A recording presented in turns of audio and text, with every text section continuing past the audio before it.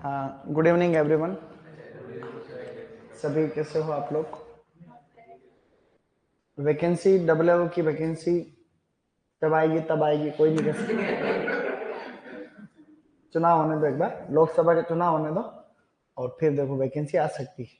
W की जरूरत भी है अभी फील्ड में। क्या है कि डब्ल्यू कम है, लेकिन दिक्कत ये है कि भाई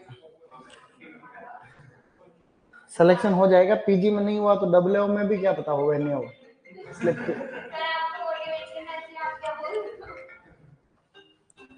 कुछ सही डिस्टर्ब करने वाले डिस्टर्ब करते हैं।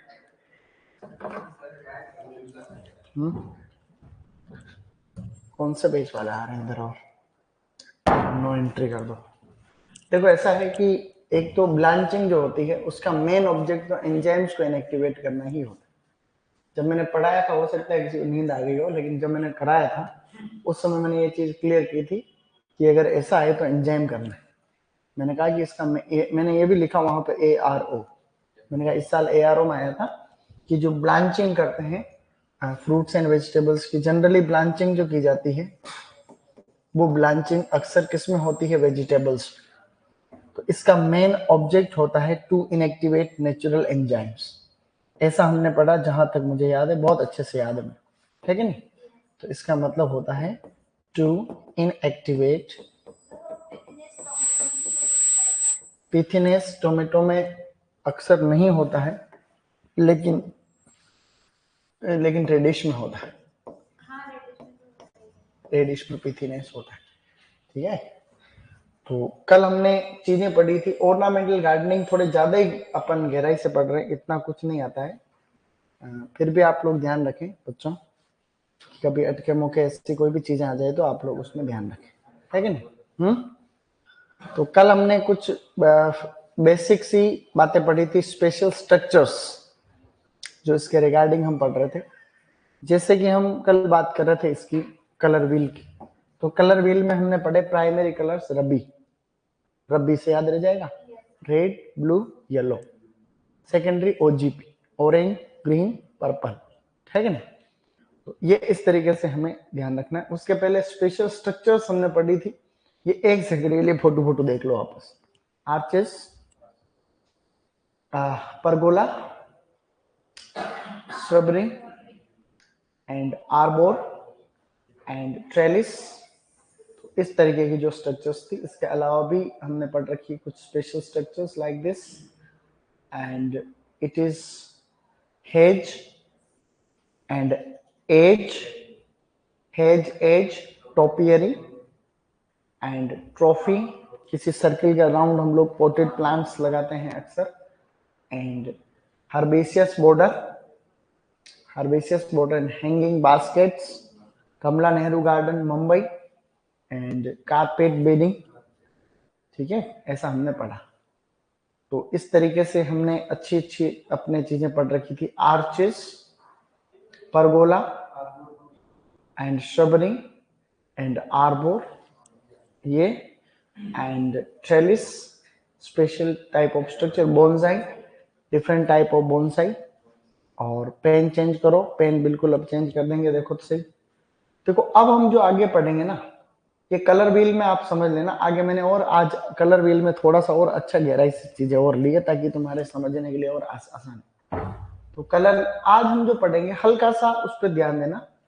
देखो गार्डन, पहली बात तो लैटिन टर्म है, गार्डन एक लैटिन टर्म है। अब गार्डन के अंदर कुछ तो एलिमेंट्स होते हैं, कुछ प्रिंसिपल होते हैं। जब हम कोई भी गार्डन बनाते हैं या फिर एक आर्किटेक्ट गार्डन की डिजाइन बनाता है, तो किन किन बातों को वो ध्यान में रखे कि जो उसमें सारी चीजें समन्वय से सेट हो जाए और कोई भी ऐसी चीज नहीं हो जो भड़काऊ लगे, और सब बिल्कुल हार्मोनियस वे में एक अच्छा गार्डन कैसे बन सकता है। तो कई बुक के अंदर तो एलिमेंट एंड प्रिंसिपल्स 6-7 दे रखे हैं, कहीं में ज्यादा दे रखे हैं, मतलब एक तरीके से सिद्धांत है, कुछ गहराई की बात नहीं। लेकिन आप ये ध्यान रख लेना कैसे भी कि इसमें एलिमेंट्स कौन कौन से हैं और प्रिंसिपल कौन कौन से, बाकी ज्यादा इसमें दिमाग लगाने जैसा है नहीं कुछ। जैसे पहले दे रखे एलिमेंट्स ऑफ लैंडस्केप डिजाइनिंग या डिजाइन, तो एलिमेंट में आता है सबसे पहले लाइन। जब आप कोई भी बगीचा बना रहे हैं तो उसके अंदर लाइन का ये ध्यान रखें कि भाई लाइन कैसे, जैसे किसी पर्टिकुलर ऑब्जेक्ट को रिपीट करके हम जैसे कोई रास्ता बना दिया तो एक तरीके से लाइन है। लाइन मतलब दो किसी भी पर्टिकुलर स्ट्रक्चर्स को अलग करता है। जैसे कुछ पेड़ों की कोई लाइन बना दिया आपने सेम ऑब्जेक्ट को रिपीट कर कर, जैसे एक पेड़ था छोटे छोटे काट काट करके बहुत सारे पेड़ आपने तैयार कर लिए तो वो एक लाइन बन गई। तो लाइन किसी भी प्रकार की हो सकती है, एलिमेंट, एक गार्डन का एक एलिमेंट है कि लाइन से बगीचा अच्छा दिखता है, दो चीजों को हम लोग सेपरेट कर सकते हैं। There are different type of line, अलग अलग तरीके की लाइन। जैसे इसमें ये एक तरीके से लाइन है, ये आपकी इनफॉर्मल लाइन है, सीधी लाइन भी हो सकती है, केसीबी लाइन हो सकती है, अलग अलग तरीके की लाइन हो सकती है। तो लाइन मतलब जो रेखा खींची जाती है वो एक तरीका है दो ऑब्जेक्ट। अब ये लाइन माना कि होती नहीं तो ऐसे में पूरा एक जैसा फीलिंग आती है। तो किसी भी प्रकार की कोई लाइन हो सकती है, कोई बॉर्डर हो सकती है, या कोई हेज हो सकती है, या किसी प्लांट को रिपीट कर करके एक लाइन बना दी, किसी भी तरीके से आप लोग लाइन, ये डिफरेंट टाइप ऑफ लाइंस। तो ये हमने लाइन, भाई लाइन है कोई सी भी प्रकार की लाइन हो सकती है। ये भी आप लोगों ने एक तरीके से लाइन, तो डिफरेंट टाइप ऑफ लाइन हो सकती है। ये देखो आप लोग लाइन, लाइन इससे क्या है अच्छा दिखता है। तो लाइन एक इंपॉर्टेंट एलिमेंट है किसी भी स्ट्रक्चर के लिए। दूसरा इंपॉर्टेंट जो है उसे हम लोग कहते हैं कलर। कलर कल हम डिस्कस कर रहे थे कि कलर का कितना इंपॉर्टेंट रोल है। अगर कलर नहीं हो तो बगीचा रहे हरा भरा खाली, भाई अगर हम खाली ग्रीनरी की बात करें तो हरा भरा ही फीलिंग आएगी।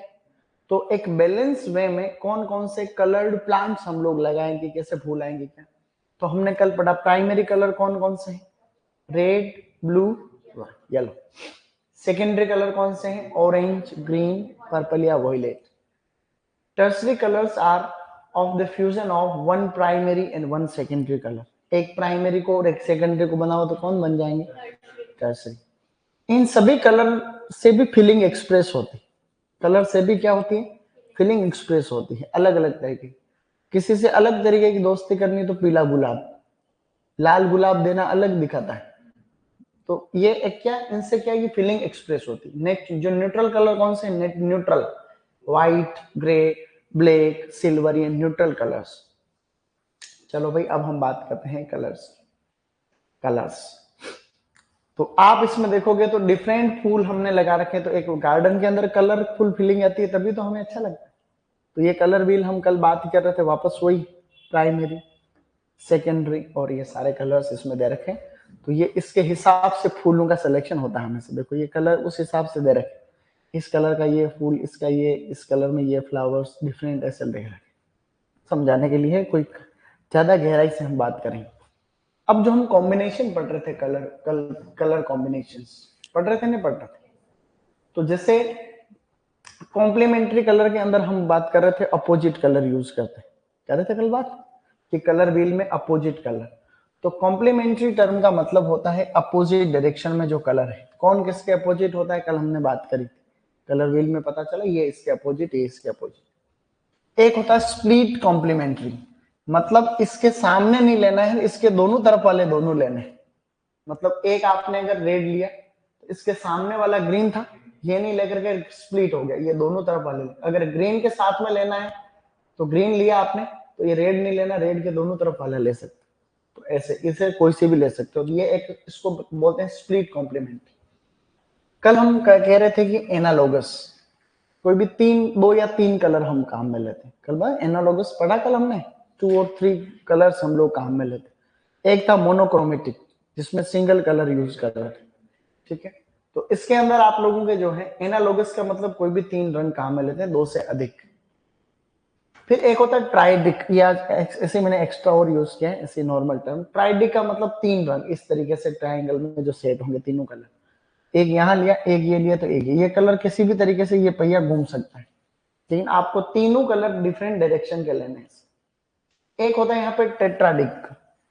टेट्राडिक का मतलब 4 कलर, कैसे 4, ये शीत शीत में जो 4 किधर भी हो सकते हैं, ये दोनों, उसके सामने वाले दोनों, तो इसको टेट्राडिक बोल सकते हैं। स्क्वायर, इस तरीके से आप लोग बड़ा सा स्क्वायर बनाओगे और इस स्क्वायर के आमने सामने वाले कलर काम में लोगे। एंड मोनोक्रोमेटिक कोई भी एक रंग ले सकते। एक होता पॉलीक्रोमेटिक, सबको मिक्सचर।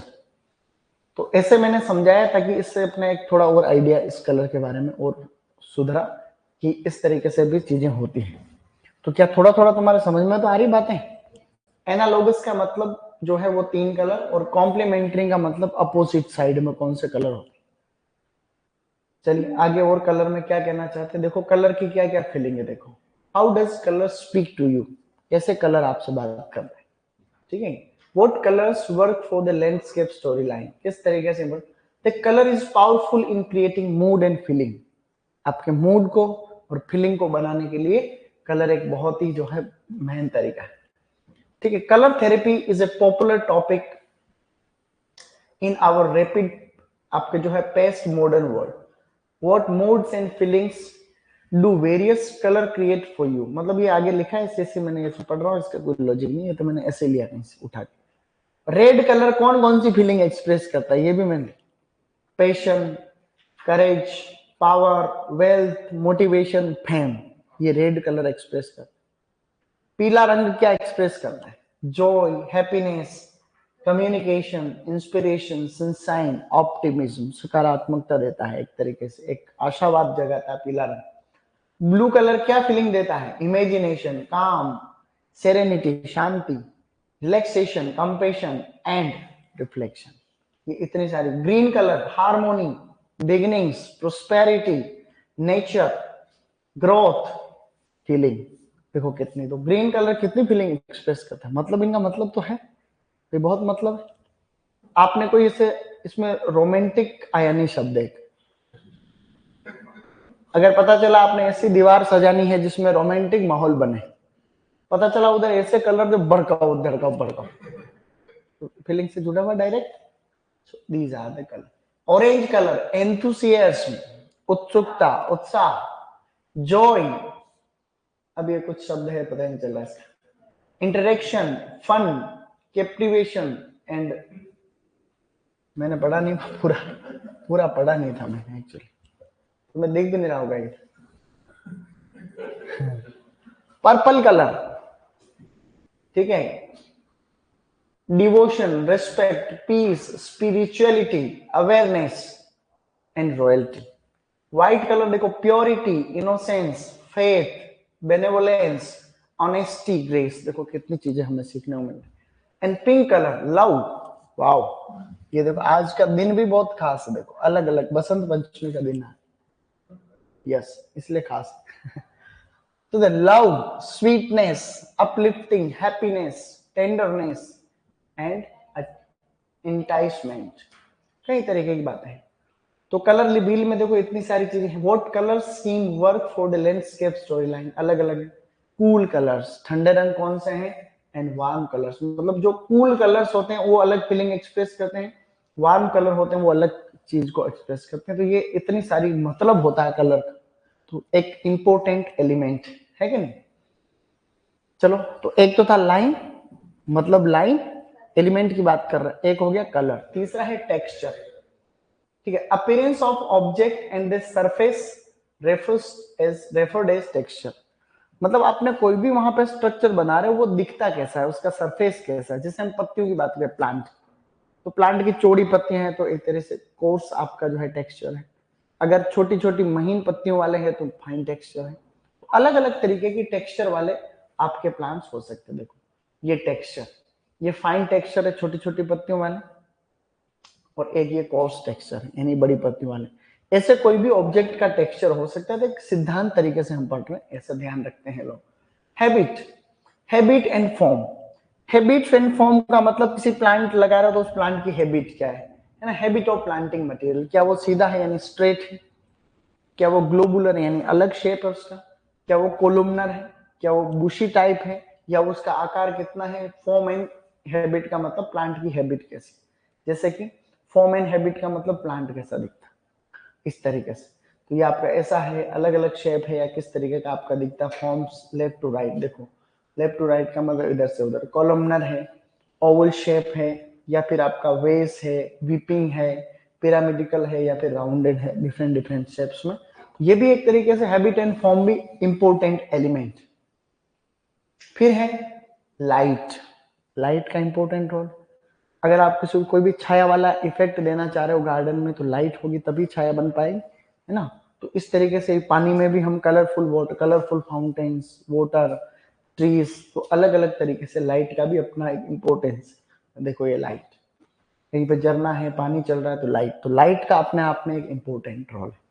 तो इसमें क्या क्या लाइन, ये याद करने पड़ेंगे आप लोग, जैसे कि लाइन, उसके बाद में colour, line, colour, texture, form, habit and light. फिर है अपने स्पेस। स्पेस, स्पेस और वॉल्यूम, मतलब किसी पर्टिकुलर एरिया में कितनी सारी चीजें होना चाहिए, ओवर क्राउडिंग नहीं होनी चाहिए। कोई आदमी घूमने के लिए आता है, उसको स्पेस भी दिखना चाहिए, खाली खाली भी दिखना चाहिए। आया तो टोटल पेड़ पौधे भर भरा के ही, तो उसको लॉन्ग दूर तक दिखेगा ही नहीं उसको। तो मतलब ऐसा नहीं है कि बिल्कुल क्राउडेड कर दिया आपने, सारे प्लांट्स एक ही जगह पे भर भरा दिए, उससे क्या अच्छा नहीं लगता है कभी भी। तो एक प्रॉपर स्पेस होना चाहिए, वॉल्यूम फिक्स होना चाहिए। एक तो देखो ये भरा भरा दिख रहा है, एक ये खुला दिख रहा है, तो भरा होता है तो कभी यूं नहीं लगता अच्छा। अभी देख रहे हैं कलरफुल इसलिए अच्छा लग रहा है, लेकिन किसी गार्डन में चले जाओ तुम घूमने के लिए, रिलैक्स होने के लिए, पता चले कि पूरा पूरा ऐसे बंद टाइप बना रखा, तो क्या मतलब। तो स्पेस एक इंपॉर्टेंट चीज है कि नहीं, स्पेस इंपॉर्टेंट। मोबिलिटी, मोबिलिटी अपने आप, मोबिलिटी का मतलब बदलती हुई चीजें अच्छी लगती, चीजें बदलती हुई अच्छी लगती। कभी सीजन में कौन से फूल लगाए, कभी सीजन में कौन से फूल लगाए तो कलरफुल, तो कोई आदमी साल में 5 बार आए तो उसको 5 बार अलग फीलिंग लगनी चाहिए, हाँ बदलाव हो रहा है। ऐसा नहीं है साल भर एक ही जैसा तो वो वापस आएगा नहीं उधर, है क्या नहीं। तो कहने का मतलब मोबिलिटी होनी चाहिए, चलायमान स्थिति रहनी चाहिए। ऐसे आप सब लोग इनको याद करें, ताकि हमें एक बार एलिमेंट याद हो गए सारे भी, एलिमेंट कौन कौन से हैं, इसकी डेफिनेशन बाद की बात है कि भाई एलिमेंट देखो, mobility refers to change in garden और landscape with time in space and volume, use of annual according to season, changes color in garden which give sense of change in garden। पूरी line का मतलब ये है कि बदलती हुई चीजें अच्छी लगती है। यहाँ पे लिखा अकॉर्डिंग टू, मतलब use of annual, annual flowers according to season, season के हिसाब से आपको एनुअल, ठीक है नहीं। बट तो इसमें हम याद रखना चाहें तो एक बार ऐसे एक ट्रिक है, उसको याद करो तो क्या पता बात बन जाए। जैसे एल एल, इसमें से मैं एक ट्रिक बनाता हूं, एक L L S M C H T F, याद रह सकते तुम, ये जाएगी L L S M C H T F. Line, light, आपका जो है space, mobility, colour, habit, texture and form. तो हम एक इसको रिपीट करोगे 5 बार तब याद रहेगा, रेगुलर पढ़ोगे नहीं तो ये एक भी याद नहीं रहेगा तुमको। तो L L S M C H T F, L L S M C H T F, ये एलिमेंट। तो कभी क्वेश्चन आ जाएगा भाई कौन सा एलिमेंट है कौन सा नहीं है, तो हम जब एलिमेंट याद हो जाएंगे बची हुई चीजें सारी क्या हो जाएगी, दूसरी हो जाएगी।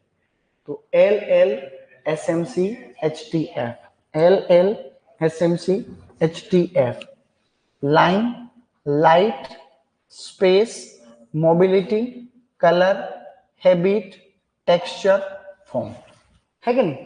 तो ये L L S M C H T F, आने वाले टाइम पे और ट्रिक को इम्प्रूव किया जाए, है ना, ताकि कुछ और इनकी ट्रिक बने तो ज्यादा ठीक रहे।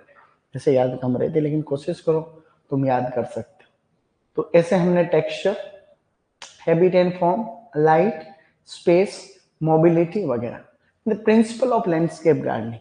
अभी जो पढ़े वो तो थे एलिमेंट, और अभी हम पढ़ेंगे वो क्या है, प्रिंसिपल्स।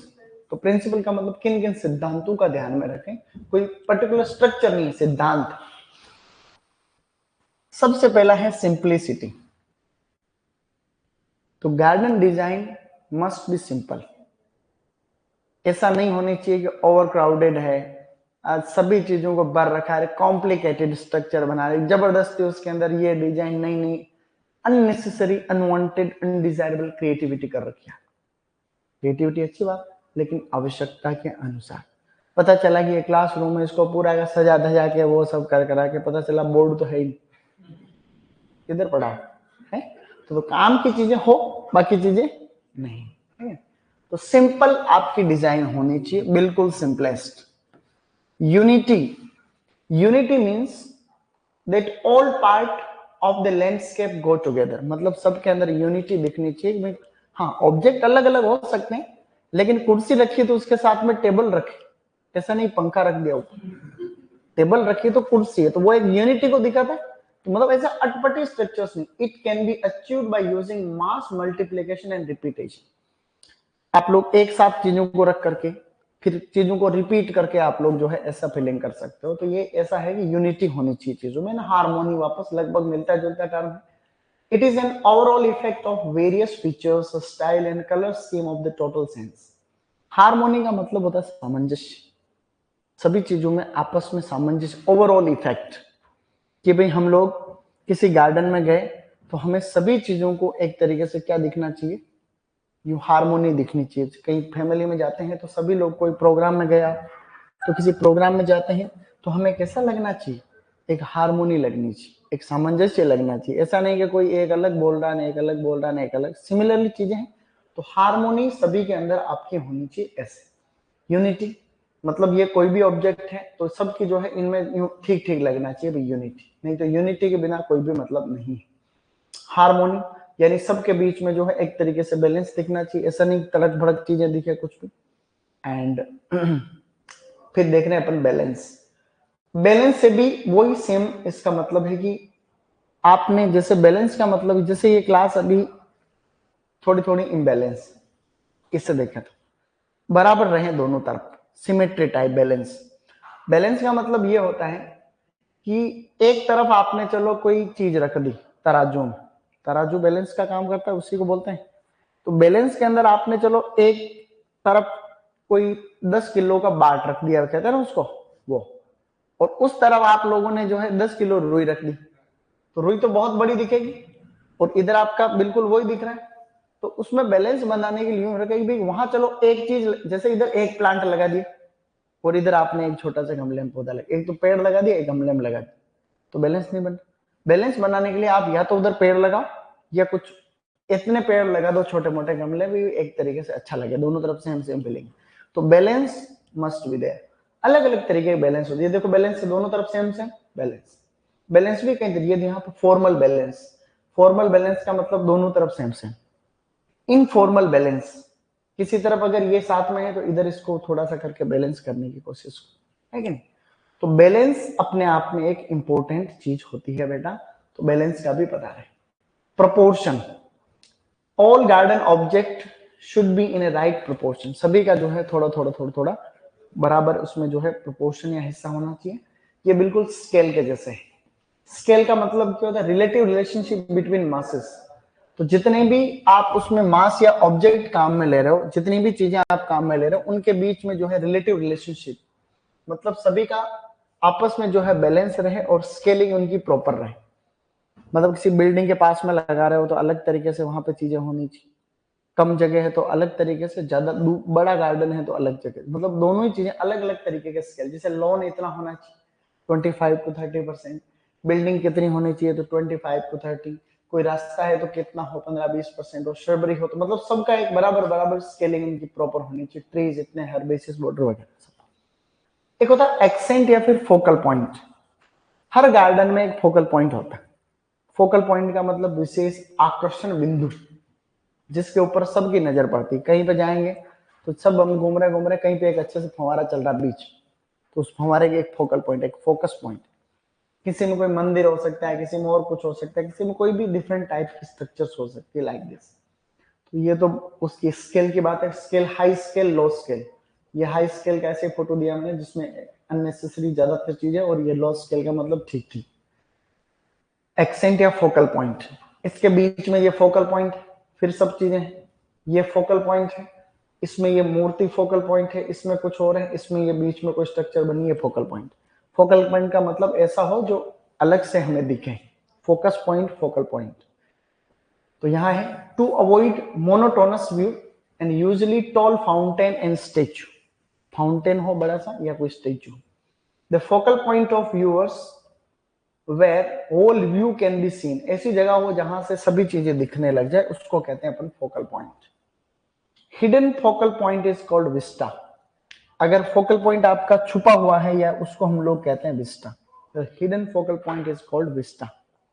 तो ये कुछ कुछ जो चीजें थी ये हमें थोड़ी थोड़ी ध्यान रखनी चाहिए। रिदम, फिर और है छोटी मोटी चीज, रिदम। रिदम का मतलब क्या है? Repetition of same object at equi distance. हम जब कोई गाना भी गाते हैं तो एक रिदम का ध्यान रहना चाहिए। रिदम का मतलब एक बैलेंस। आपने एक पेड़ लगाया तो समान दूरी पे दूसरा हो, फिर समान दूरी पे दूसरा हो। किसी ऑब्जेक्ट को आप रिपीट कर रहे हो तो सेम डिस्टेंस पे लगना चाहिए। ऐसा नहीं एक कहीं लगा दिया एक कहीं लगा दिया। तो रिदम का भी ध्यान रहे और ट्रांजिशन का ध्यान रहे। एक्सेस, एक्सेस का मतलब होता है मेन सेंटर। फॉर्मल स्टाइल में जनरली एक्सेस होता है, यानी कि बीच में एक्सेस होता है, उसके चारों तरफ ही जो है चीजें बनती है। तो एक एक्सेस जनरली गार्डन के बीचों बीच होता है, सेंटर में। उस एक्सेस को ध्यान में रखते हुए ही सभी चीजें उसमें डिजाइन की जाती है। तो ये सभी प्रिंसिपल्स हल्का हल्का ध्यान रहे, कोई ज्यादा नहीं, मैंने उसमें ज्यादा ही एक्स्ट्रा फोटो डाल दी। बाकी इसमें एक तो है simplicity, simplicity, unity, harmony, balance, proportion and scale, focal point, rhythm and access and transition. ये कुछ तो हमने अगर वो पहले वाला एलिमेंट याद कर लेंगे एक बार, एलिमेंट जो L L S M C H T F, तो वो याद हो जाएंगे तो ये अपने आप याद रह जाएंगे। यहां से कोई बहुत बेहतरीन क्वेश्चन कभी आया नहीं है, लेकिन अपन ने फिर भी इस बारे में थोड़ी ज्यादा ही हमने बातें कर ली, कोई बात। तो कभी आ जाएगी विच of the following is not A element of landscape gardening. तो प्रिंसिपल उनमें से कोई भी एक आ जाएगा, या कौन सा प्रिंसिपल है कौन सा वो है, तो हमको एक चीज याद होगी तो हम इसको कर पाएंगे। रिपीट नहीं करोगे तो एक अक्सर याद नहीं रहेगा, इसमें गारंटी कुछ भी याद नहीं रहेगा। नील बटा सन्नाटा हो जाएगा 3 दिन, ये फाइन, सीरियसली। तो ये हम याद रखें, बैलेंस, दोनों तरफ बैलेंस होना चाहिए। प्रोपोर्शन, सभी चीजें प्रॉपर प्रोपोर्शन के अंदर होनी चाहिए। एंड रिदम, रिदम मतलब repetition of same object in equi distance, एक बराबर दूरी के ऊपर हम रिपीट करते रहेंगे चीजों को तो अच्छा लगता है। तो ये सभी। अब कुछ फ्लावर अरेंजमेंट्स, ऑक्सीडेंटल है ना, एक्सीडेंटल नहीं, इसको ऑक्सीडेंटल करते हैं। एक्चुअली फूलों की सजावटें कौन कौन से प्रकार की होती है? फ्लावर अरेंजमेंट्स कि विश्व में फूलों को कितने प्रकार से हम अक्सर सजाते हैं। तो फूलों को सजाते हैं, देखो जब आप फ्लावर अरेंजमेंट, खाली ये शब्द है ना, इसके ऊपर डिग्रियां होती। खाली फ्लावर अरेंजमेंट्स के ऊपर पूरी दुनिया में अलग अलग तरीके की डिजाइन, 3-3, 4-4 साल के कोर्स होते हैं खाली फ्लावर अरेंजमेंट के ऊपर। इतना बड़ा टॉपिक है, इतने बिजनेस चल रहे हैं खाली फूलों फूलों से, खाली अरेंजमेंट से। तो मोटी मोटी दो तरीके की डिजाइन है, एक तो है ऑक्सीडेंटल और एक है ओरिएंटल। ऑक्सीडेंटल वाली जो है वो वेस्टर्न स्टाइल है, या फिर ब्रिटिश है, या यूरोपियन। तो यूरोपियन जो फ्लावर अरेंजमेंट है वो ऑक्सीडेंटल है, वेस्टर्न है ये। और एक है ओरिएंटल, ईस्टर्न या जापानीज। जापानीज ये वापस आगे भी जापानीज के बारे में लिखा है। तो एक्चुअली जो वेस्टर्न स्टाइल है उसमें उसका मेन जो कॉन्सेप्ट है वो मासिंग ऑफ फ्लावर। मासिंग का मतलब होता है ग्रुप में, मतलब एक साथ में बहुत सारे ग्रुप होता है, ग्रुप नहीं, ग्रुप ऑफ फ्लावर्स, बहुत मास नंबर ऑफ फ्लावर्स, तो मासिंग। और ओरिएंटल डिजाइन की क्या खासियत है? Line arrangement of few flowers. कुछ फूलों का लाइन अरेंजमेंट, मतलब उनकी नुकीली पत्तियां वगैरह इस तरीके से लाइन अरेंजमेंट इस तरीके। तो जापानीज वही है, जापानीज जो डिजाइन होती है वो स्पिरिचुअल रिलीजियस इंपोर्टेंस, मतलब ये एक तरीके से धार्मिक और जो आध्यात्मिक महत्व को दर्शाने वाली है। ओरिएंटल जो स्टाइल है ये वही चीज, देखो जापानीज और ईस्टर्न, जापानीज और ईस्टर्न वही बात। तो दो तरीके के flower arrangements, occidental and oriental. Oxidant का मतलब मास, मासिंग ऑफ फ्लावर यूज करते हैं, इसमें लाइन अरेंजमेंट ऑफ फ्लावर, वो बेसिक है। इसको आप लोग एक फोटो में देखो ऐसे। अब यहाँ पे इधर तो है मासिंग ऑफ फ्लावर और उधर है एक तरीके से लाइन अरेंजमेंट। तो ये लाइन अरेंजमेंट है जिसके अंदर बिल्कुल लाइन का वही लाइन वाला कॉन्सेप्ट ध्यान में रहे इस तरीके से। और इधर है मास अरेंजमेंट, यानी फूलों का गुच्छा रहता है अक्सर, और ये दोनों का मिक्सचर, लाइन मास अरेंजमेंट, दोनों का मिक्स, न ज्यादा वो लाइन में न ज्यादा मास, मिक्स टाइप। तो ये बेसिक है। तो ये जो स्टाइल है मास वाली, ये तो किधर वाली है? European, occidental. और ये ओरिएंटल या जापानीज या ईस्टर्न है कि नहीं, हल्का फुल्का। चले आगे। अब कुछ एक Japanese flower arrangement. Japanese flower arrangement सबसे फेमस। जापानीज फ्लावर अरेंजमेंट को कहते हैं इकेबाना। क्वेश्चन आता है एक ही कि जापानीज फ्लावर अरेंजमेंट क्या है, इकेबाना। तो इकेबाना एक बहुत बड़ा टर्म है। इकेबाना के अलग अलग प्रकार होते हैं। इकेबाना के डिफरेंट टाइप्स दे रखे हैं आगे। तो जापानीज फ्लावर अरेंजमेंट जो बड़ा शब्द है वो तो इकेबाना फेमस। तो ये सभी इकेबाना के टाइप है। जैसे एक होता है मोरीबाना। मोरीबाना में क्या होता है, पाइल फ्लावर आर यूज्ड। इसको नेचुरल इकेबाना भी कहते हैं। मतलब जनरली ऐसे फूल रहते हैं जो तीखे दिखते हैं। जनरली पाइल्ड का मतलब जो नुकीले फ्लावर्स होते हैं वो अक्सर इसमें काम में लेते हैं। तो ये नेचुरल इकेबाना है। Natural ikebana. तो मोरीबाना जिसमें पाइल फ्लावर, कभी आ जाएगी कौन सा, which of the following is a Japanese flower arrangement in which pile flowers are used. तो उसमें क्या आ सकता है, मोरीबाना। कभी लेवल का क्वेश्चन है। मोरीमोना या मोरीमोनो। मोरीमोनो में fruit, vegetables and flowers are used.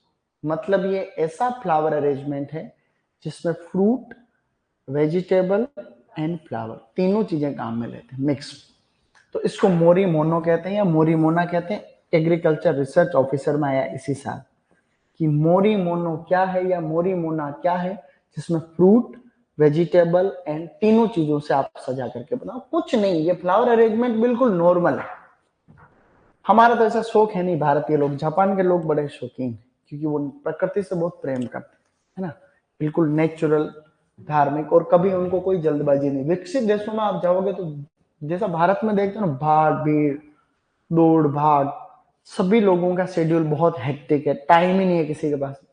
Developed countries में ऐसा नहीं, विकसित देशों में। जापान के अंदर हॉर्न नहीं बजाएगा कोई, हॉर्न नहीं बजाएगा। थाईलैंड गई मेरी सिस्टर ने, मेरा भाई, अभी दोनों शादी हुई थी तो नए नए उधर गए। तो ऐसे में मेरे बुआ जी की लड़की, तो मैंने कहा क्या खासियत है वहां। तो वहां पे रोड के ऊपर कोई हॉर्न नहीं बजाता, इंफ्रास्ट्रक्चर बेस्ट, कचरा वचरा कोई वहां, मतलब सेल्फ लोग समझदार है। तो ऐसा नहीं कि लाइन लग रही है, उनको पता है कि लाइन लगेगी तो सब चल हॉर्न बजाएंगे, हॉर्न बजा बजा के टपा देंगे बिल्कुल। अभी वो किसानों का जो आंदोलन चल रहा है उसमें वो बेचारे कितने लोग परेशान हो, लाइनों लाइनें लंबी लंबी, वो ट्रैफिक लग गई, 2 दिन वहीं पूरे हो जाते। तो अब कैसे रहे बताओ, अगर वहां पे गाड़ी है खड़ी आपकी और ट्रैफिक लग गया पूरा, तो कितने आम जनता परेशान हो। सोचने लायक बात। तो किसान आंदोलन करे तो एक तरीके से करना चाहिए। अब उसमें दोनों चीजें होती है, एक तरीके से नहीं करे तो सरकार सुनती भी नहीं, जब तक कि रोड जाम नहीं करे। रोड जाम करना सही तरीका नहीं। तो कई बातें रहती, दोनों के पक्ष विपक्ष रहते हैं। तो इस मोरीमोना को हम इंग्लिश फ्लावर अरेंजमेंट भी कहते हैं। तो moribana, pied flowers are used, morimono fruit, vegetable and flowers are used. एक आपका जो है नेगिरे। नेगिरे या नेगिरे के अंदर क्या होता है, अरेंज्ड इन अपराइट कंटेनर। एक सीधा कंटेनर होता है अक्सर, उसके अंदर इसको लगाते हैं। ऊपर वाले बाकियों में कंटेनर होना जरूरी नहीं। तो ये डिजाइन है किसी न किसी पोर्ट या कंटेनर में बनते हैं।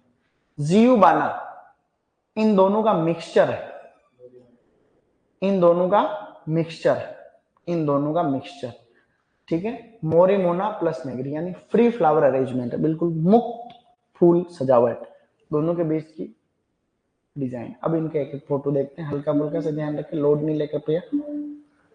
ये तो मोरीबाना, मोरीमोना जिसमें fruit, vegetables and flowers, Negri upright container में काम, एंड जियुबाना मिक्सचर ऑफ बोथ, इन दोनों का मिलावट। कई तरीके के होते हैं। अभी आप गूगल पर सर्च करोगे मोरीमोनो लिखेगा तो वेराइटी ऑफ मोरीमोना इज अवेलेबल। देखो एक एक फोटो सर्च कर लेते हैं, बाकी देखो फोटो देखकर भी चीजें याद होती नहीं।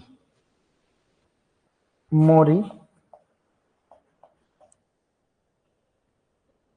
मोना फ्लावर, मोरीमोनो कहते हैं एक्चुअली, मोरीमोनो, मोरीमोना। ये अलग अलग तरीके की डिजाइन है, जिसमें ये देखो ये क्या ही बना, इसमें फूल, फल, सब्जी तीनों तीनों यूज करते हैं। इट इज इंग्लिश, ये लो, है क्या नहीं भाई। जापान के लोग हैं जो सजावट है, ये लो। हम क्या करेंगे, हमारे यहाँ लड़कियां, लड़के कुछ और क्वेश्चन नहीं करेंगे, ये भी एक तरीके से है, शौक है लोगों का, शौक इंटरेस्ट रुचि पे सब है कि नहीं, इस तरीके से है बेटा। तो ये सभी यानी फ्लावर अरेंजमेंट है, तो फूलों की सजावटें हैं, ये तो जापानीज, तो वो हम यहाँ इसलिए पढ़ते हैं क्योंकि वाह चलो अपने भी, ताकि वर्ल्ड वाइड थोड़ा सा अपने को ज्ञान प्राप्त हो। अब कुछ चीजें हैं basic line in Japanese flower arrangement, उनमें बेसिक लाइन क्या है, मतलब किस चीज पे वो आधारित है। तो एक तो है अर्थ, अर्थ को वो लोग कहते हैं हिकी, क्या कहते हैं, हाइकी कह दो या हिकी कह दो।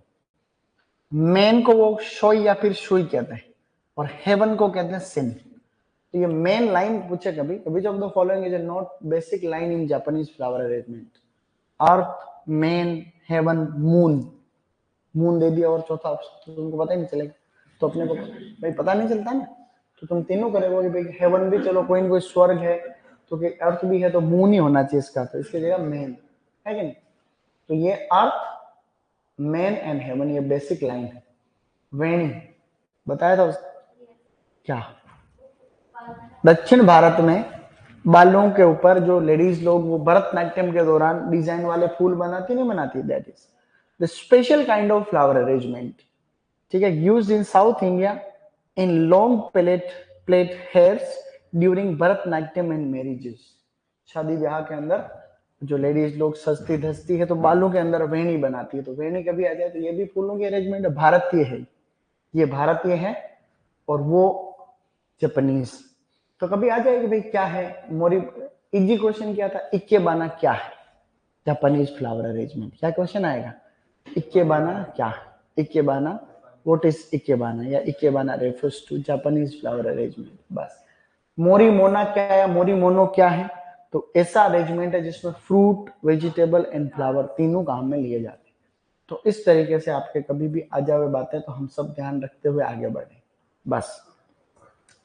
अभी जो चीजें हमने पढ़ी ऑर्नामेंटल गार्डनिंग की, वो है तो सरल, लेकिन सरल कब लग रही है, जब हम अभी भी पढ़ रहे हैं करंट।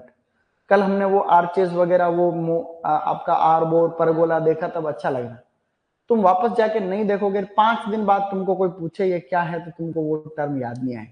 उसके पीछे कारण, जैसे मेंजीफेरा, मतलब मैंगो का साइंटिफिक नेम क्या होता है, मेंजीफेरा इंडिका। वीट का साइंटिफिक नेम क्या होता है, कीटिका मेस्टियम। पी का क्या होता है, पाइसम सेटाइव। क्यों याद है, क्या कोई ट्रिक से याद कर रहा, नहीं, हमने रिपीटेडली इतनी बार पढ़ लिया कि नींद में होगा आम, मेंजीफेरा इंडिका। सीरियसली, धान का खेरा रोग किसकी कमी से होता है, जिंक। नींदों में बोलो क्यों, इतनी बार हमारे सब कॉन्शियस माइंड में चला गया। ये चीज हमें क्यों नहीं आती, क्योंकि हमने कभी पढ़ी, हम आज पहली बार पढ़ रहे। ऐसे बार बार जब तक किसी चीज को नहीं पढ़ते हैं तो वो हमारे सिस्टम में नहीं आती। कट फ्लावर्स, अब हम पढ़ेंगे फ्लोरिकल्चर, कॉमर्शियल फ्लोरिकल्चर। बड़ी अच्छी बात है कि हम अब स्टार्ट करने जा रहे हैं कॉमर्शियल फ्लोरिकल्चर, फ्लोरिकल्चर। तो कॉमर्शियल व्यावसायिक पुष्प विज्ञान। तो कॉमर्शियल फ्लोरिकल्चर के अंदर हम बात करें तो अभी आने वाला जो टाइम है वो फ्लोरिकल्चर का ही है। हालांकि फूलों को हम खा नहीं सकते, फिर वही बात होगी। तो फूल अलग अलग तरीके के ऑब्जेक्ट के लिए हम लोग लगाते हैं। 2 तरीके के फूल होते हैं, cut flowers and loose flowers. Cut flowers को हम उसकी स्टॉक के साथ में तोड़ते हैं, डंडी के साथ में तोड़ा जाता है, बुके बनाने के लिए, किसी इंडिविजुअल को देने के लिए काम में आता है। दूसरा लूज फ्लावर्स, जो किलो के भाव से बिकते हैं, 10 रुपए, 50 रुपए, 100 रुपए किलो के भाव से बिकेंगे, या फिर वो उनसे जो ऑयल निकलता है, एसेंशियल ऑयल, वोलेटाइल ऑयल, तो उस तेल के लिए वो काम में लिए जाते हैं, जो कि परफ्यूम एंड कॉस्मेटिक इंडस्ट्री में काम है। या फिर उनको सुखा करके मिठाई वगैरह में भी कई बार काम में लेते हैं, गार्लैंड, मालाएं बनाने में, मंदिर में चढ़ाने के लिए, कोई नेता नगरी आ रहा तो फेंकने के लिए भी फूल चाहिए, कोई भगवान की बिंदोड़िया, कोई जुलूस निकल रहा है तो भी फूल चाहिए। तो फूल एक शुभ माना जाता है। फूलों का सबका अपना अपना एक लेवल रहता है, फूल भी फीलिंग को एक्सप्रेस करने के काम आते हैं। फूल हमें अच्छे क्यों लगते, अपन फूलों को देखते हैं तो आंखों को अच्छा लगता है। इसी तरीके से तुम और कोई कांटों को देखोगे तो इतना अच्छा नहीं लगता, सीधे है कि नहीं बात। तो फूल अपने को अच्छे लगते हैं। तो सबसे पहले हम पढ़ रहे हैं कट फ्लावर्स, थोड़े बहुत कट। तो कई बार क्वेश्चन आता है कट फ्लावर कौन सा है कौन सा नहीं। तो a cut flower is a flower that has been cut from a plant for decorative purpose या decorative use, जो किसी सजावट के उद्देश्य से उसको जो है हम डंडी के साथ में ही हम लोग काटते हैं ऐसे। ये फूल है, उसका स्टोक भी साथ में रहना चाहिए। तो ये तो है गुलाब, क्या है तो फेमस। रोज एक तरीके से कट फ्लावर भी है, लूज फ्लावर भी। गुलाब को हम कट फ्लावर के रूप में भी काम में लेते हैं, लूज फ्लावर के रूप में भी काम में लेते हैं। तो गुलाब दोनों ही काम में आता है। तो सबसे पहला तो आपको कट फ्लावर जो सबसे फेमस है वो कौन सा है, रोज। फिर मेरा फेवरेट है जरबेरा। जरबेरा मैंने आप लोगों को पहले कहा था कि राजस्थान के पॉली हाउस में सबसे ज्यादा होने वाला फूल कौन सा है, जरबेरा। राजस्थान में कौन सा प्रोटेक्टेड कल्टीवेशन में सबसे ज्यादा होता है, जरबेरा, है कि नहीं। फिर आपका ग्लेडियोलस। ग्लेडियोलस इंडिया के टॉप कट फ्लावर में से एक है ग्लेडियोलस। फिर कार्नेशन। कार्नेशन तो कार्नेशन अपने आप में एक इंपोर्टेंट कट फ्लावर। इस प्रकार से और भी होते हैं, जैसे कि आपका एंथूरियम। एंथूरियम जैसे कि आपका ऑर्किड, है कि नहीं। तो कभी तुम्हारे क्वेश्चन आ जावे कि which of the following is not a example of cut flower. Option में दे दिया orchid, anthurium, carnation, gladiolus and marigold. तो मेरीगोल्ड नहीं है कि नहीं ऐसे। तो अब हम एक एक करके स्टडी करेंगे। एंड फर्स्ट ऑफ ऑल रोज, गुलाब। गुलाब सबसे सुंदर कट फ्लावर होता है। इसके बारे में कुछ कुछ बातें अगर आपको आती है तो आप आराम से कर पाओगे। जो नई किस्में कुछ पूछी गई रिसेंट एग्जाम में वो भी बता दूं, लेकिन गुलाब की किस्में इतनी ज्यादा है कि सब याद नहीं रहती। तो कई बार तो सीधा क्वेश्चन आता है जो हम कर पाते हैं, कई बार ऐसी कोई नई वैरायटी किसी इंस्टीट्यूट से उठा के दे देते हैं जो अक्सर किसी को नहीं आता। लेकिन पीजी में ऐसे होने के चांस बहुत कम है। तो जो चांस होने हैं जो वो बता दूंगा। तो मेन 3 तरीके की कैटेगरी है जनरल नॉलेज की। एक तो ओल्ड गार्डन रोजेस, पुराने जो आपके गुलाब के होते हैं, पुराने टाइप। एक है वाइल्ड रोजेस, जंगली। तो पुराने वाले गुलाब ऐसे हैं, जंगली ऐसे हैं। ये मॉडर्न रोज, नए जमाने का गुलाब ऐसा होता है, क्योंकि हमने नई किस्में विकसित कर ली। ये सिर्फ जनरल नॉलेज के लिए। तो रोज को एज ए कट फ्लावर भी काम में ले सकते, एज ए लूज फ्लावर भी काम में ले सकते, किलो के भाव में भी बिकेगा। गुलाब का पौधा 7, 8, 10 साल तक फूल देता है, 7 साल तक कॉमर्शियल एज रहती। गुलाब साल भर बिकता है, साल भर। ये पेरेनियल प्लांट होता है, गुलाब का ऐसा नहीं होता कि सीजनल प्लांट है, ये तो पेरेनियल है। एक बार लगा दो 7 साल 10 साल तक चलता है। लेकिन टाइम पे ट्रेनिंग एंड प्रूनिंग जरूरी, नहीं तो पेड़ बन जाता है। चलिए, तो अब हम बात कर लेते हैं रोज की। देखो बेटे, गुलाब को हम रोजा इंडिका या रोजा स्पीसीज कहते हैं। फैमिली इसकी कौन सी होती है, रोजेसी। क्रोमोजोम नंबर इसमें n बराबर 7, 2n बराबर 14। इसका ओरिजिन जो माना जाता है हिमालयन रीजन या नॉर्दर्न इंडिया, उत्तर भारत या जो हिमालय का जो रीजन है वो। नेशनल फ्लावर ऑफ इंग्लैंड, ये इंग्लैंड का राष्ट्रीय फूल है। फिर बेसिक सिंबल ऑफ लव, प्रेम का प्रतीक, प्यार का प्रतीक है। आज सबसे ज्यादा गुलाब बिके होंगे भारत में। आज वैलेंटाइंस डे भी, बच्चा बोल रहा है देखो वैलेंटाइंस। हाँ बेटा दयाराम, इंपोर्टेंट चीज तो रह गई है। तो अच्छी बात है, देखो वैलेंटाइंस डे है तो है, वो तो लोग मनाते हैं। और कोई भी दिवस होता है उसका इंपॉर्टेंस तो रहता ही।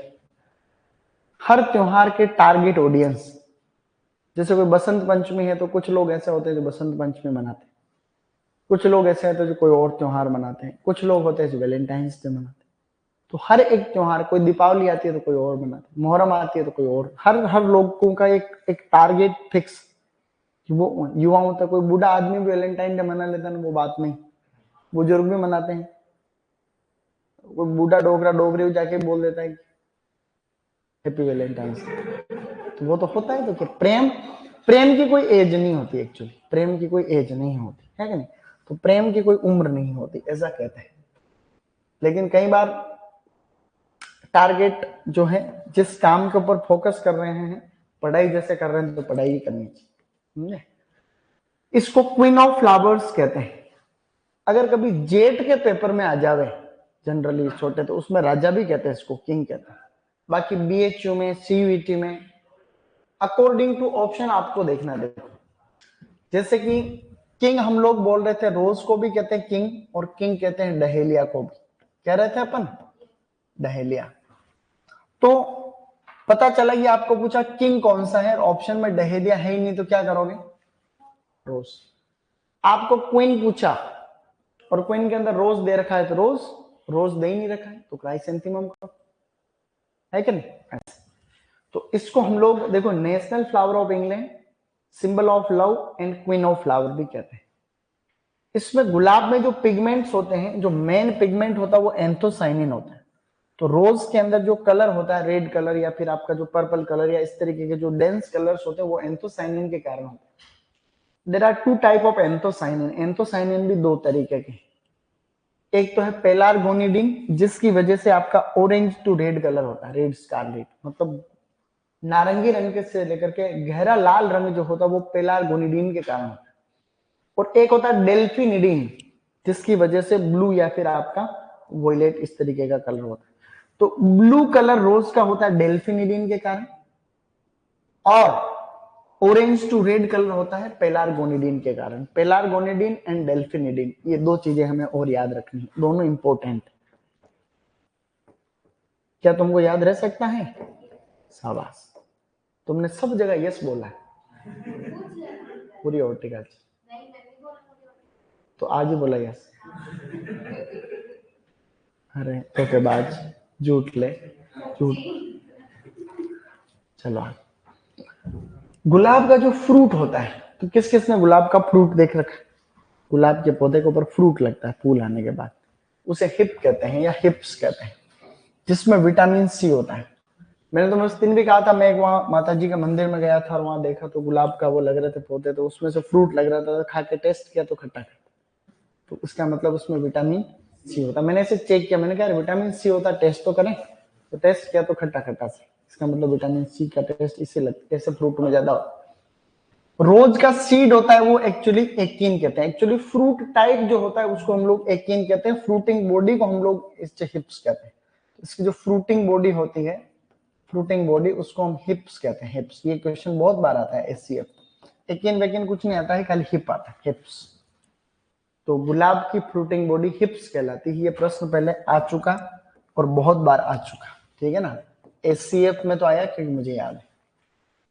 कॉमर्शियल लाइफ ऑफ रोजेस लगभग 7-8 साल तक इसकी व्यावसायिक उम्र होती है, मतलब अच्छा उत्पादन देता है। गुलाब से जो प्रोडक्ट बनते हैं उनमें सबसे पहले है गुलकंद। क्या है? तुम सबने गुलकंद खाया? तो गुलकंद में पेटल एंड शुगर का रेशियो क्या रहता है? 1:1। मतलब गुलाब की पंखुड़ियां आधी तो और आधी हम लोग चीनी मिला करके गुलाब का ये बनाते हैं गुलकंद। तुमने गुलकंद खाया? तुमने खाया? तुम कुछ तो खाया करो।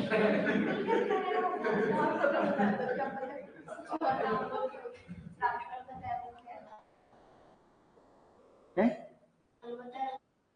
बताया वो खाया था, तो कल तो गुलकंद बताया नहीं, वो आपने हैं? वो बताई थी ना वायरल वाली, क्या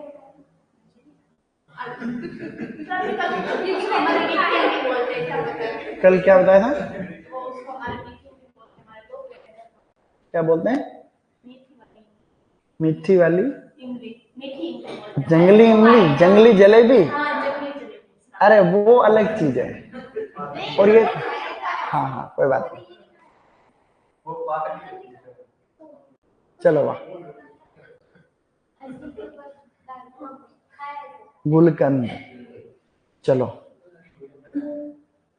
तो ये तो है हिप, ये हिप गुलाब के फ्रूट लगते हैं ऐसे ऊपर छोटे छोटे से, हिप कहते हैं उनको। फोड़ते हैं, अंदर से बीज निकलते हैं, उससे भी इसका प्रवर्धन हो सकता है। गुलकंद ऐसा होता है।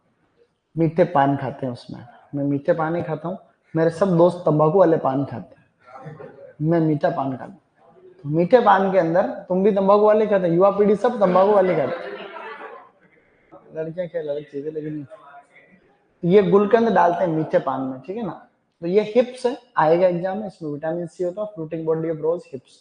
और ये एक तरीके से। अब जो सबसे फादर ऑफ रोज ब्रीडिंग कौन है?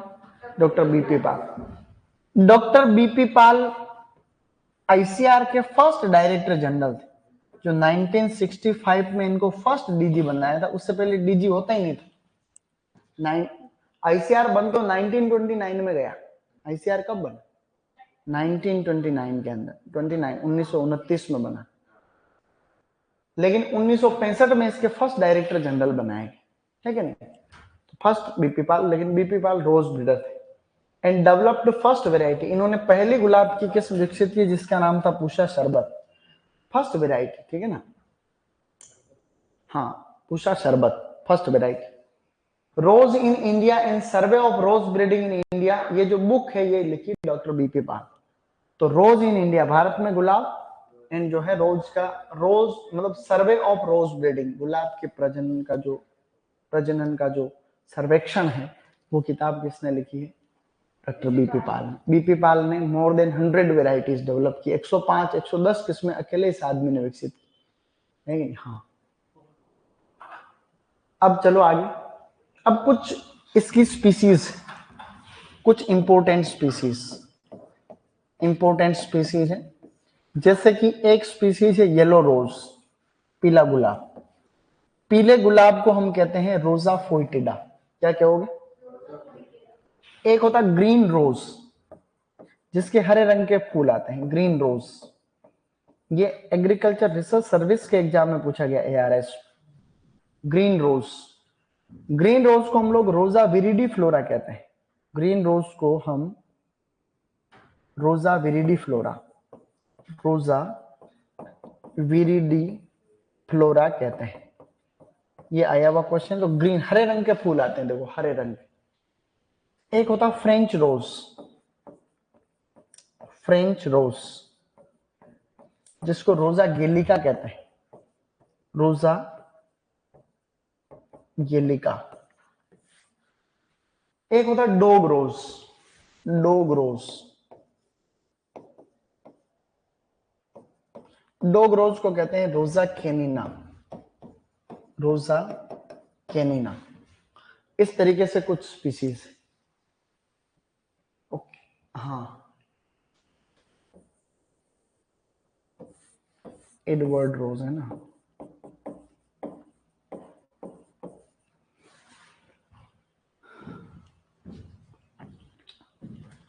तो कहने का मतलब बच्चों ये है कि ये कुछ 5-7 स्पीसीज है।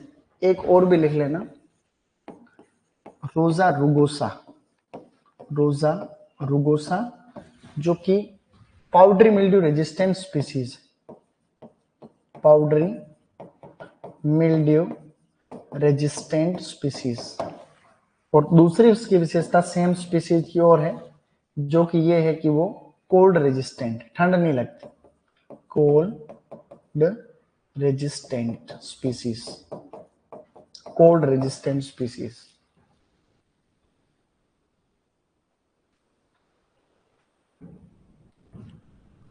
ज्यादातर जंगली प्रजातियां। कभी आ जाता है देखो कि कौन सा क्या है। ज्यादा अगर खाली दो के सिर्फ दो ही याद रखूं मैं तो बस, आपको रखवाना हो तो रखो, नहीं तो भूल जा रहा हूं मैं तो। तुम भूल रहे हो तो भूलना मत बेटा। एक तो ग्रीन रोज याद रखो, एक येलो रोज याद रखो। ग्रीन एंड येलो, दो गुलाब तो याद रहे एटलीस्ट। सो स्पीसीज कौन कौन सी आप लोग मेरे साथ रिपीट करिए। लिख लिया एक बार सबने?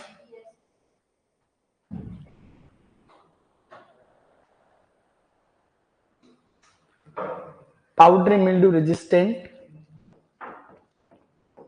And cold resistant. मेरे साथ रिपीट करना, dog rose, rosa canina, rosa rugosa, cold and powdery mildew resistant, cabbage rose, rosa centifolia, Edward रोज, रोजा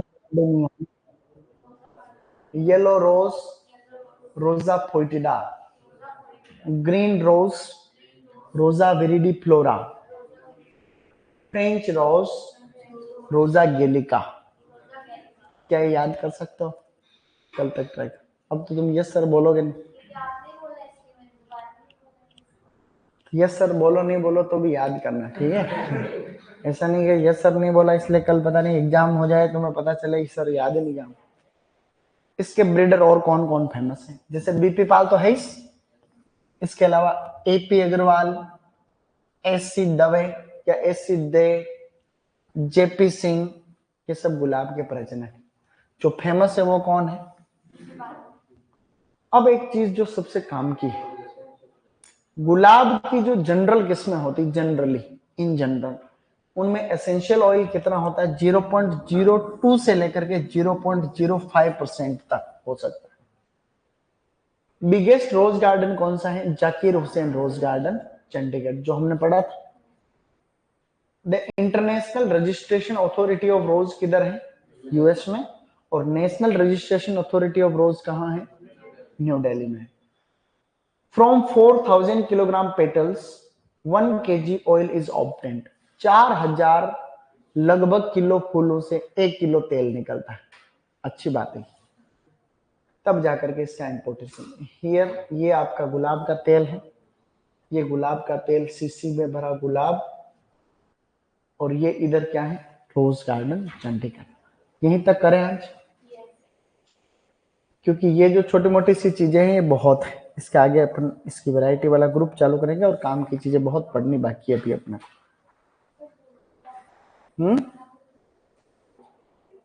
क्या हुआ, अभी बात करें उसको रोजा डोमेसिना कहते हैं, जिसमें जो हाईएस्ट एसेंशियल ऑयल होता है उसको क्या कहते हैं, रोजा डोमेसिना। चेती गुलाब है, दमश्क रोज कहते हैं उसको, चेती या दमश्क रोज। अपने यहाँ होता है हल्दी घाटी, राजसमंद, नाथ द्वारा, यहाँ है कि नहीं। देखो कितनी चीजें पढ़ ली हमने, ओ माय गॉड। जब अपना कोर्स हो जाए तब आप लोगों को एक काम करना है, कोर्स होने के बाद में कोर्स की गोपनीय रूप से रेटिंग देनी, गोपनीय रूप से, मतलब रेटिंग, जैसे कोई भी अपन चीज लेते हैं